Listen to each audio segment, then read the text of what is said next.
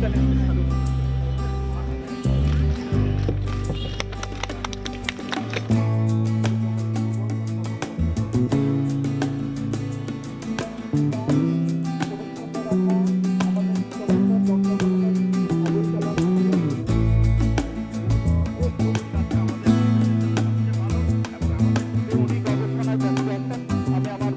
ক্যাম্পাসকে পরিষ্কার রাখতে না পারলে আমার জন্যই ক্ষতি হবে।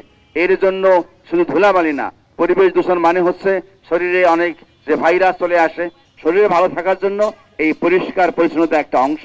গ্রিন ক্যাম্পাসের কথা কেন বলি? ঢাকা ইউনিভার্সিটির বাইরে যখন যাই তখন অনেকে গরম অনুভব করে, কিন্তু ক্যাম্পাসে আসলে আমরা একটু ঠান্ডা অনুভব করি। শীতকালেও ঠান্ডা বেশি থাকে এখানে, কারণ কি? গাছ বেশি বলে। এই যে সচেতনতা, অ্যাওয়ারনেস, এটা বিল্ড আপ করতে হবে। আমরা অবশ্যই সুন্দর বাঁচার জন্য গ্রিন ক্যাম্পাসের জন্য গাছ লাগাবো, নিজের শরীর যেমন পরিষ্কার রাখবো তেমনি করে আমার এলাকাটাও, আমার বাসস্থান, আমার অফিস আদালত, আমার অফিসের সারাউন্ডিংস পরিষ্কার রাখবো, গ্রিন রাখবো, যাতে করে আমরা অ্যাটলিস্ট এই ক্যাম্পাসে ঢুকলে আমি বুক ভরে নিঃশ্বাস নিতে পারি, বলতে পারি না আমার এখানে সবুজ ক্যাম্পাস, এখানে বাতাস দূষিত না, যে অক্সিজেন আমাকে বাঁচাবে সে অক্সিজেন নিবো, একটা নির্ভয় নিতে পারবো। এটা সুন্দর ক্যাম্পাস, দেখলেই মনটা ভরে যাবে, ঢুকলেই মনটা ভরে যাবে, এমন কিছু হওয়া উচিত।